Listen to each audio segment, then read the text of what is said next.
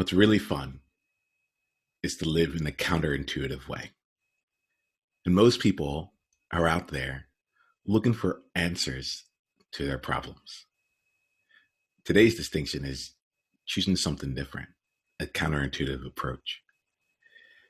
And that's to help people live into more powerful questions. Over the last few days, I've gotten a bit of feedback from several different people who have been involved in these coaching conversations. And one of the things that I've been hearing back a lot has been the idea that they didn't leave our conversation with an answer.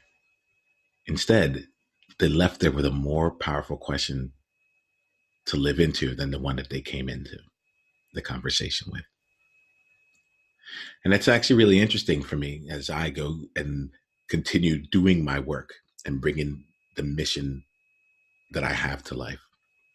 There's an element of all this that is more messy than I care to admit. There's an element of all this here that would love for every time I talk to someone to have the life-changing experience happen in that moment. But I know for myself, based on my own experiences and the people that I've worked with, that life can change in an instant if you actually allow it. Life can change. The actual life-changing impact happens over time, should you continue to act upon it. And so what I'm finding here is, in the pursuit of building my body of work, in the pursuit of really serving people in alignment with the overall mission, there's a challenge to actually keep the power in the arms of the powerful. What I mean by that is to not come off in the paternalistic way as I know your answer. I am the teacher. I've been there. Here, I'm the guru. This is the way to go. There's a thing that's around being an expert that can, in and of itself, if not done properly, can actually create a more disempowering environment than an empowering environment. And so something that I've been reminded of in the last few conversations is to actually hold the person as powerful in front of me. And to do that by not looking to solve any questions with an answer, but to give them a better gift, something that keeps them in power, to be able to solve every problem with another question, a better question, a question that helps elevate them toward what it is that they really want. I'll be honest with you. When I think about this here, my mind goes blank as to how exactly this has happened. How can I do it? Because it's always kind of just happened kind of naturally. And I believe in practice along the way. So we're going to go ahead and practice and we'll see where things go. But the idea of what's the better question that you should be asking yourself, let that run through. And if there's anything you take from today, what if that question was it in and of itself? I got to spend some time today with someone who constantly has me asking better questions of myself. One of the most powerful people that I know. And Robin, I'm just really, really thrilled that we get to spend this time here together. I am going to, I've unmuted you and I'd love for you to come and join me in this conversation. It's really great to just see you and to be with you here. I am excited to see where we're going to go tonight. So am I. Our conversations are always just so deep and powerful. And just like you were talking about, they leave me with better questions, more questions, deeper questions. Yeah. So, yeah. Yeah, I'm happy to play. And it's a lot easier for me to like not tell you that's the intention. Like, and just like, aha, what you didn't know was this was it all the way. And I can feel right now that I'm like, oh man, the pressure is on. And at the same time, I want to just say that out loud so that, you know, that can have its space and we can move forward. I'm going to let that pressure be wherever it needs to be. Right now, what I feel is that you and I are just like real conversation, and I'm really present to you right here. Perfect. Yeah. So Robin, I would love to, we're going to spend some time coaching and getting into things that are really important for you. I'd love to just spend some time actually getting to know you better by understanding some of the journey that you've been on. At this point here, I'm curious about your outer journey. Like, what are some of the accomplishments that you've done? What are some of the you basically your bio? Feel free to enter the brag zone about this here. But if someone was gonna like say like, oh, this is Robin based on like the surface of you, like, who would you be? Mm. The bio, the outward package. So I spent over 20 years in corrections, retired from federal law enforcement about 4 years ago, and stepped into my work. Stepped into being the teacher, the healer, the shaman that I am today. So I take people on a spiritual journey. I help them get in touch, in tune with their soul. I do that through teaching classes. I teach a lot of metaphysical classes, but what I teach is I take these big things like numerology and chakras and your energetic system and shamanism and bring it back to everyone. Everyone has gifts. Everyone has intuition. You don't have to be, and everyone is psychic. It isn't that some people are born with this and others aren't. Everyone has this. And so I teach people how to tap into that. I teach people how to tap into their soul and start living their destiny instead of being resigned to their fate. And I do that through coaching one-on-one. I do that through classes. I do that through ceremonies. And I take people on destination retreats where we get our hands in the earth and dig for crystals, or we go to Sedona and we experience the energies. And I help people take those experiences and find their power, find their connection, to bring that back into their daily life so they can have better relationships, so they can make more money, right? So that they can flourish in careers. Because when you tap into your personal power, when you tap into your intuition, that inner knowing, it's like you just received your magic wand, and that touches everything. And I love what I get to do every day. Like, I get to play in the Harry Potter magic world and show people that it really is real and everybody has access to it. That's something that I really appreciate about you, Robin, because you can live in both worlds. Like, you can live in the Harry Potter magical world and also live in the world of the Muggles, of like the everyday people, right? Yeah. And that's something that I remember just the other day you were talking about a way that you help people, and I was like, I'm going to raise my hand here because what you just described here felt incredible, and to be able to have a bridge, to be able to play between both worlds, and be able to be able to take a journey that's very different than what I would do on a normal basis, that takes me out of my head and gets me in, and out of even just my body, even it takes me on a spiritual element that can help bring me back to the level of clarity or level of next steps for me. Like, that just really intrigues me and really excites me here. So I am really, I can feel right now grateful that you decided to retire from one life in order to step into like your unique thing, the way that you see the world there. Thank you. It's the move, the switching in wasn't an easy one, but it's the best thing that I ever did for myself, and to be that bridge, to know that part of why I love it is because being that bridge helps me help other people not have to go through a lot of the struggles that I went through, to let them to let people know they're not alone and it's okay, and that you can have both worlds. Like, you don't have to choose. You get to have it all. You get to have both. Like you said that the transition wasn't very easy, you're talking a little bit about struggles here. Can you help make that real for me right now? Like, I'm really curious about that moment. Yeah. So Working in law enforcement. So I was a federal officer. I worked with people as they got out of prison. I was a probation officer. So after they got out of prison, I would supervise and do home visits and work with them to help get back into life. And I felt like the biggest hypocrite because I'm sitting across the table from these people and I'm learning more from them than I'm helping them. And I'm talking to them about how they can, what they need to do in order to live fulfilling lives and be a part of society, and how to create community and all of these things. And I wasn't doing any of that for myself. I was completely isolated. I didn't like who I was.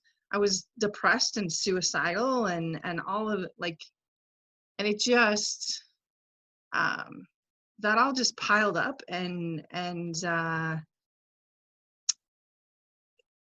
it was so interesting to work with people who are literally coming out of prison. Some of them had done massive amounts of time, 10, 20, 30 years in prison, and they're coming out and they've got nobody out here to support them. Nobody. Family has turned away. They've got no friends left. They're walking out on their own. They've got no money. They've got no place to live, and they make it, right? Like the resilience that they taught me and showed me that I was lacking and the faith and some of the other things, that it was like looking in this mirror that just showed me all of the things that were missing from my world, the things that I gave up trying to live according to society's rules and trying to live according to what everybody else told me life was supposed to look like. And what that created for me was just this hollow death. Like I wanted to die, right? I wanted an escape, and I didn't. And so the transition for me started with that work. I really loved working with the people that I was. I loved the connection. I loved the relationships. There was so much about that was amazing. I did not love working for the government. I did not love working for the management team that was horrible. But that work was meaningful, and making those connections with people and watching people come alive showed me what was missing in my own life. And that's what prompted me to start searching. And I realized my own lack of spirituality. Like I had just divorced myself from all of that, because as a kid, what I experienced wasn't accepted, because I am psychic. I would have prophetic dreams. I would know things about people. I can feel other people's energy. There's just stuff that, and anytime I would speak about it, I would get in trouble. So I didn't want that anymore. I shut it down, and I just tried to move as far away from it as I could. And I realized, through working with others, that you can't separate yourself from yourself. That's not life, right? It's just a slow death, really painful, slow death. And what the ironic thing that in working with people coming out of prison, I realized I was in more of a prison than they ever were. I had all the freedoms that they were wanting, and I couldn't see any of it. I was giving it all away. And so that transition for me started there, and then I started seeking answers outside of me, which I found inspiration. I found inspiration from others that way. I found new ways of looking at things. I learned how to ask some different questions, some powerful questions. I recognized how much I was making all of my decisions from fear and not living. And so that helped me start on the path back home to myself. And the realization that all of the answers come from within, from our connection to ourselves, to myself, to the source that's within me. I'm really Yeah. feeling you. I'm really feeling you right now, Robin. And I appreciate you taking us there. And, there's a question that comes to mind here. I'll ask it just like for now. Uh, you spent 20 years as a corrections officer. You started realizing these things around yourself. You went outside to go and find some answers and to get some different types of questions. I'm curious around the owning of the shamanic work that you do, the owning of the journey that you take people on, such like when it comes to the spirit and soul and such. I'm very curious about that transition that took place there, because I'm almost imagining that like one day they saw you as a corrections officer, and then there's a day where the people who knew you saw you coming out and like declaring that you're a psychic. The people who knew you were hearing about the types of work that you're doing, and really the impact that you're making with the different types of retreats and workshops and all the things that you're doing. Right, I'm very curious about that transition to really owning that and really emerging as the Robin that we see now. Yeah, it was well, it started with quitting my job. I say I retired. I walked away. I was like, I'm done. I can't keep doing this work and hiding and step into being open and being vulnerable and really using the gifts I have to connect with other people when I'm trying to be guarded and careful about everything. Because working in law enforcement teaches you to hide who you are, to never share anything personal. So I walked away and I took some time to find myself, and I started going out and doing psychic fairs and doing readings. And I remember my partner that I'd worked with, Tony and I worked together for over a decade, right? Riding in a car all day long, sharing everything, talking about everything. And I get a call from him and it's this just, you've been holding out on me. Right? I'm like, well, not exactly. Yeah, kinda. I just called it different things, right? I called it my gut instinct, or I got a bad feeling, or So it was. It's taken me a few years to get to this place where I can just be solid in who I am and own what I have to offer. Because at first I was still, man, I was nervous about how people would react. I was a law enforcement officer for so long, and people knew me in a certain way, and then to come out and just say, yeah, I'm psychic. What do you want to know? Like, I can see your future and I can answer your questions and I know things, right? And some people took it really well, and other people, told me I was crazy and I'd gone off the deep end. And it was hardest with my family. My sisters were great about it. My mom wouldn't be alone with me for 2 years. I think she was afraid that I would ask her if she has the same abilities and kind of talk to her. Like, I think she was afraid I would push her. And my dad he asked me to go out to lunch because he wanted to understand why I quit my career. And so we sit down for lunch, and he's, so I'd really like to know why you made the choice. I just want to understand. I support you, but I want to understand. But we don't need to talk about what you're doing now. And like, it was very clear.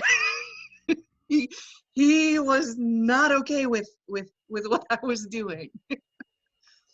And I just had to get to a place where, like, your reaction is yours. It's how you react has nothing to do with me and everything to do with what's going on inside of you. And that's where I'm at today, but it took some time, and there are people I lost along the way, but I gained so many more. Yeah. I really want to acknowledge you in the sharing of this here. And there's even more of your story that every time I talk to you and you share your story, I'm like, oh, I need to find out more. You are a powerful person who's lived quite the life, and it's one of those things where it's very easy to see you in this space here right now and be like, oh yeah, this powerful person in front of me here, right? Who owns the work that she does and all that there. And I think I really acknowledge you, and I appreciate you just slowing down a little bit here to really talk about like what it has taken to become this person, the people that you've lost, the difficult conversations that happened, even like the people who are like, I've sat in the car with you for years, you know, you've been holding out on me. Yeah. There's these elements here that, especially as we step into higher and higher levels of trailblazing, higher and higher levels of, I mean, I call it trailblazing, but at the end of the day, let's be real. Like, it's about getting down to the core of who you are and rediscovering more of who you are and allowing that to be out and be out in the forefront, be the way that people actually interact with you, and to also be able to receive value from it, financial value, promotions, like not just have it to be a thing on the side, but actually be able to continue to contribute towards who you are and your impact in the world. And so I see that with you here, and I appreciate you just taking some time to let us see a bit of the journey that is allowed for this year. And I acknowledge you for going through the process that you've been going through to make that come to life. Thank you. Yeah, it was it's been long. It's taken a lot of investing in coaches, in diving deep into my own soul, to move. And it started with having to acknowledge that I hated myself. To move, and then to move from there, to get help, to find my way back to liking myself, to where I am now, where like, I don't just like myself. Liking is really important though, because I can love somebody and not like them. So it was important to get to that, I like me. And now I'm at like, not only do I like me, but I love me. I love me, I like me. I found my power. It doesn't mean every day is easy or that I don't lose my way, but it's like, to be in this space is so incredibly different than where I was. I would never have agreed to do this conversation 4 years ago. To be openly talking and not know what you're going to ask me, there would have been no freaking way I would engage in that. I acknowledge you. And now it's like, let's play. Let's see what comes out, and let's do it publicly, because I don't care. Like, this is me. Let's see who the next version of me is going to be, because each time I like her better. What a fun way to segue into that. Let's do that. Let's play right here. All right. And here goes the thing. I look at every conversation as a place of service, right? I'm not someone that's like, I'm coaching and there's a certain way of it being here. There's things that we've talked about already here that will serve you beyond what we're going to talk about going forward, you know, and even just being in the place where you are here, being visible in this way and sharing your story in and of itself this way is service. So we could end the conversation here and it'll be great. And if you're interested in playing, I'm down to go too. Are you good with that? Yeah, let's play. All right, cool. So like we have some time here. I would love to serve you on something. What would make this a life-changing conversation for you? Before we started, you hit on a question that had you grinning, and I'm really curious what it is. Because I trust you and your intuition and where that might take us. So my intuition tells me that would be powerful. And we had a conversation a while back. We were doing kind of a brainstorm, and I think we landed at like, one of the things that I am figuring out and honing in on is like, what is my message? What do I want to, like, clarifying that, finding clarity in that. Let me start off with this here. What do you feel the point of your story is?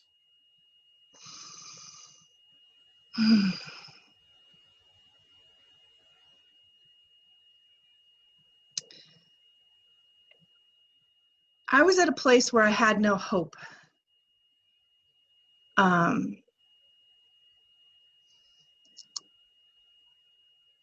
I found faith. I found hope. And now I'm in a place of faith. And so I think that's the point of my story. That's a piece of my story. Another big piece of my story is I feel like my voice was shut down and taken away. And for me to find hope again, I had to find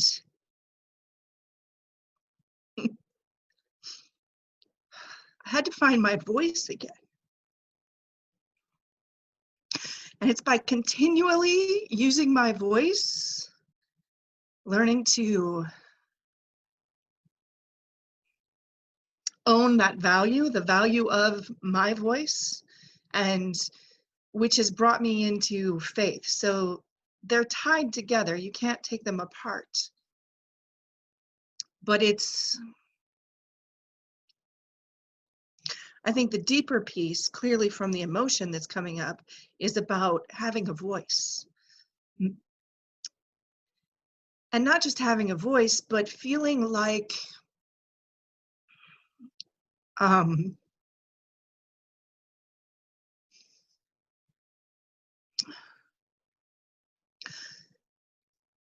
want to say that I matter, but that doesn't feel deep enough, right? There were so many times growing up that I felt not just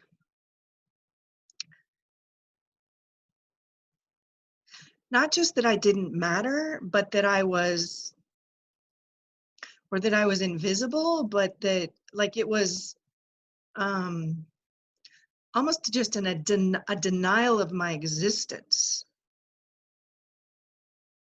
And so to journey from that to this place where like I can own not only my existence, but what I have to offer, right?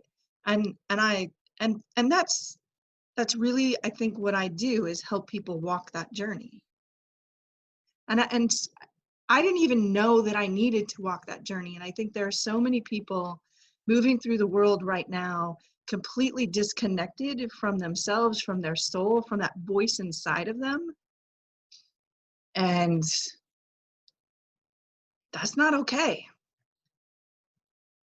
That's not okay. That's why we're a society that's constantly popping pills and everybody's got a psychiatric diagnosis. It's that disconnection. And it's not just disconnection from each other. Disconnection from each other creates the big social problems that we have, like, racism and misogyny and all the world issues that we have is a disconnection from each other. But that starts with the disconnection from yourself, from the voice of your soul.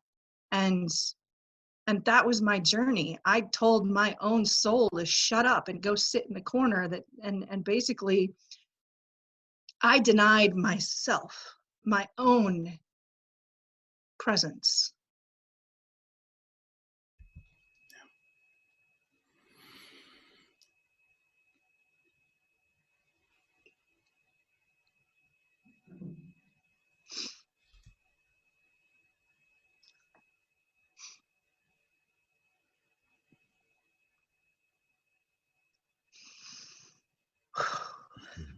Yeah, it's a lot. It's a lot. I really acknowledge you on that. And I'm specifically not speaking here to give you some space to really be with it. You want to talk about your mission. You want to talk about movement, moving people. First, we got to move ourselves. And it's yeah. Don't feel like you need to rush out of that. By the way, we're good. And me, tears are just a release of energy. So absolutely, there's no rush on my end.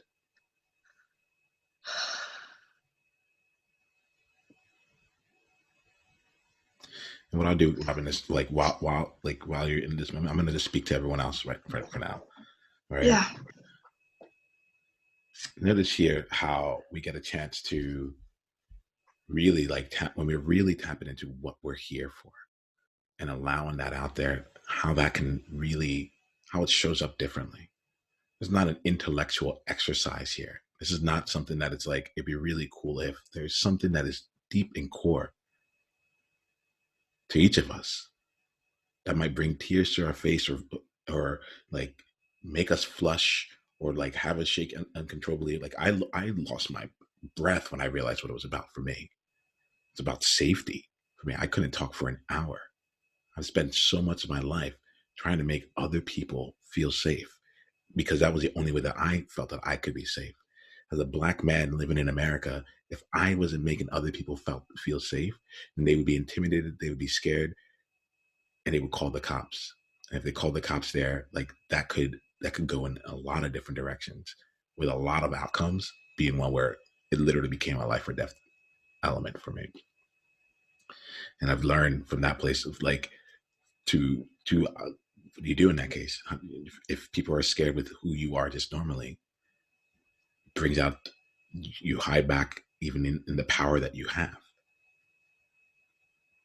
And so as I'm going to share this here, like Robin, as you are getting in touch with your mission, you're getting me back in touch with mine. And the element here of your story and how that's so core to what it is that you do. I could see, like, as soon as you started talking about all the different things that the social issues that are out in the world, where you're like, but it can all be tied back to holding down the voice of your soul. I could see, I'm like, okay, like this is your vehicle to be able to take care of this core issue. And in addressing this core issue, it will go off into the world. And I have to like really call that out because like for me, it was, I felt people just weren't being themselves, weren't owning themselves. And I realized like, and look, I haven't really shared this with anyone, so I'll share it with you here.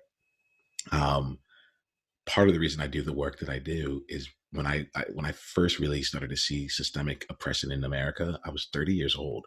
It's embarrassing in some regards of it, but like I had made my whole life go by without like really like acknowledging or saying like, yes, this is definitely what's like I'm basically like, if someone saw me as a Black male, I was like, that's disadvantageous. So no, just see me as Nemo.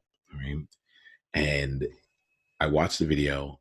I saw what systemic oppression like really was, and how there was institutionalized racism within the U.S. Mm-hmm. And it was wild because at that point I realized like all these times that I had been a statistic, 2 to 3% of all people in tech in America were African American. 2 to 3% of the people who were actuaries were African American.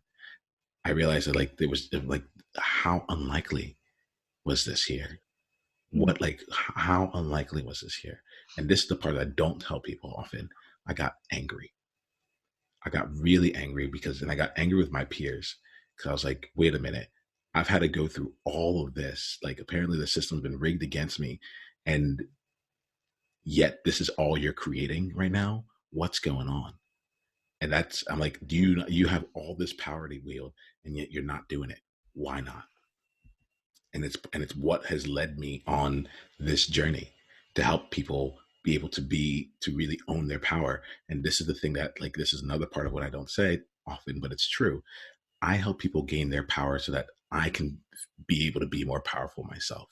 Because if someone is not ready to be, I'm a lot. I'm an intense dude. You know, I do not mess around. It is not easy to be with me unless it is.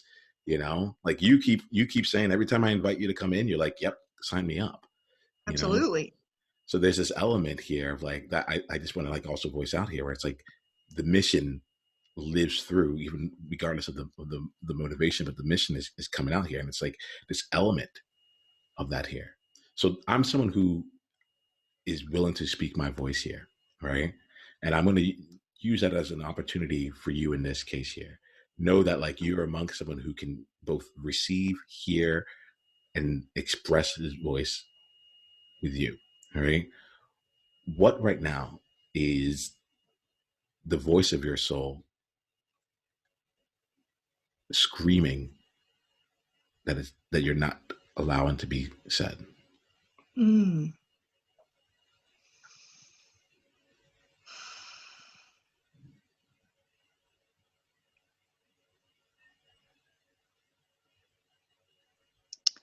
You know, the first thing that came up for me was, it's not enough. In it, like, I'm not doing enough. But then almost immediately it was like, that's not my soul speaking. My soul doesn't speak to me that way. That's the mind getting in my way. Good catch. It's what my soul screams is, you're not alone. You're never alone. And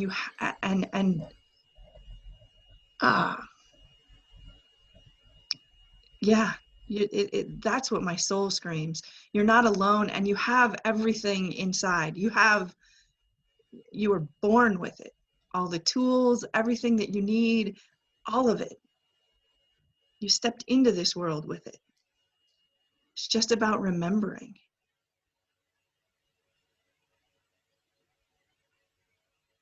It's not really even remembering, it's forgetting all of the rest of it. It's peeling back all of the layers that got slapped on that covered that up. Yeah. Right? I often tell people, they're people often get scared when they enter a conversation with me. I don't know what it is, but what it is I've stopped trying to make people feel safe, right? And so you see it. Yes. You see it. And you're like, I'm like, yeah. I'm going to ask you a question. Do you want to go out for? It's like whatever it is. But there's that element there of really being able to create that environment around you. You know. So let me ask you here. This is a question here that's come out. What would really serve you right now in this conversation? We have a few more minutes. We could end it here. You know. I think there's just a few things that have come to mind as you've spoken that I just want to speak out loud and see what comes up. Is two things that you talked about was being angry, and then the safety aspect. And being safe is something that 5 years ago, if you asked me what was topping like my list, like how I lived, I was trying to create safety in so many ways, right? I was terrified to live, and all I wanted to do was create safety. So I was trying to create financial stability, and I was trying to, create a safe home. And the job I had, I literally put on a bulletproof vest and strapped a gun on my hip, and right, like that's the picture of safety, right? So there's this whole, and I never felt safe. And today I feel completely safe crying. I feel completely safe not knowing where this is going. I feel completely safe without the answers, because I learned to find that safety within myself instead of trying to find it outside of me, creating other things. And that safety came from that reconnection to myself. That's why, it's that disconnection is why I felt unsafe everywhere, because I didn't know. I was trying to figure out who I needed to be in each space that I was in instead of just being. And now that I can just be, there's no need to create safety because I'm safe inside of me. Right? You can take all the other stuff away, I'm still going to be okay. And that's just, I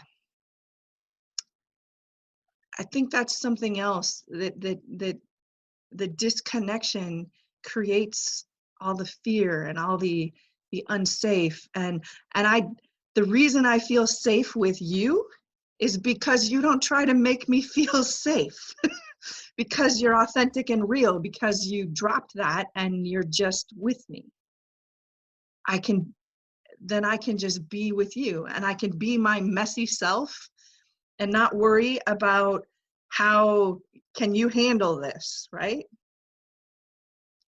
And honestly, I don't need to worry about how anybody can handle my mess, because that's theirs, right? It's not for me to decide how you get to experience me. And then that I just want to pause for a moment with that. Like, I need to sit with that for a second. Like, it's not up to me to determine how you are going to experience me. God, it feels good to say that. To not just say that, but to know it. Like, to feel that. And to hear that come out of my mouth. What else wants to come out of your mouth right now? You spoke about anger. I found, as I was transitioning through this, that's where my transition began. It wasn't anger, it was rage. A deep, primal rage that scared me, that I didn't know what to do with, that would just overtake me, right? Like, it just, my body would vibrate with it. And it was, you know, I thought I was raging at everyone else. And there's a part of it that I was, but mostly that rage was directed at me, because I wasn't, because I was the one silencing myself. Right? But I was looking to direct that rage at anybody I could, other than looking in the mirror and acknowledging the truth that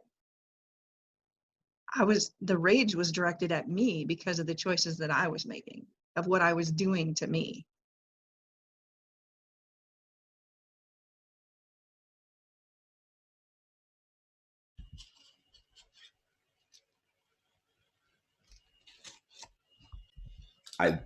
So we just lost connection for a second there. Can you hear me? There we go. Now we're back. Yeah. This is very interesting here. In a conversation, we're talking about using your voice and being silenced. This is the first time this has ever happened where someone's cut out, your audio just turned off, and as you were speaking, you were actually just shut off again in this moment, right? And I like to think that, like, I've been going off with one of my things for today is everything happens for a reason. Yes. Yeah, it does. It doesn't matter if anybody's listening to me as long as I'm using my voice, right? Let's pause on that there. Like, there's something in there. It doesn't matter if anyone's listening to you as long as you're using your voice. Where will that be? Like, if you were going to apply that in your life right now, in the way that you showed up, where would that insight be most useful? Right now, that in my business, in more than just in my business, but directly to my business, that's such a powerful message to me of, like, stop trying to get it right and polish things up and just speak. Just speak for my sake. And if someone gets value from that, wonderful, right? Like, I want to serve, but right, there's something about just sing the song because it's in your heart to sing it, right? It's my song to sing. Doesn't matter if you appreciate the song or hear the song. I need to release it. And I have really gotten caught up in, one of my things is getting it right, wanting to have the right answer. And that can really, that has really gotten in my way. And I can see how I'm stepping out of that as well. And I've, even in the last week or two, some of the actions I've taken with my business, I'm just singing my song. If somebody shows up to join me, then I'm thrilled. But it's in my heart to share some of these shamanic ceremonies, some of these really powerful gatherings and ceremonies. And I sincerely hope people show up to join me in it. And if they don't, I'm doing it anyway. Like because it's in me to do this. It's in my heart. It's what I want. So it's that piece of, I just want to keep, it's showing up and doing my work and singing my song and using my voice and not worrying about, am I going to make $1 off this? Is anybody going to join me? But just do it because I love it. Yeah. Yeah, I can feel that. And I'm going to, as we wrap up here, I have a question, like, how much of your story gets to be shared with others right now? One-on-one, quite a bit. Mm-hmm. In certain rooms, certain groups, I've shared substantial pieces of my story. But just in general, with, like, just to sing my song, I haven't done that. And there's no pressure to or anything like that in this conversation. That's not where this is coming from. But I found myself, as you were talking about singing your song, I was like, I wonder what stage you want to be on. It doesn't need to be a physical stage, whatever, but I'm just really curious, like, where do you want your song to be heard?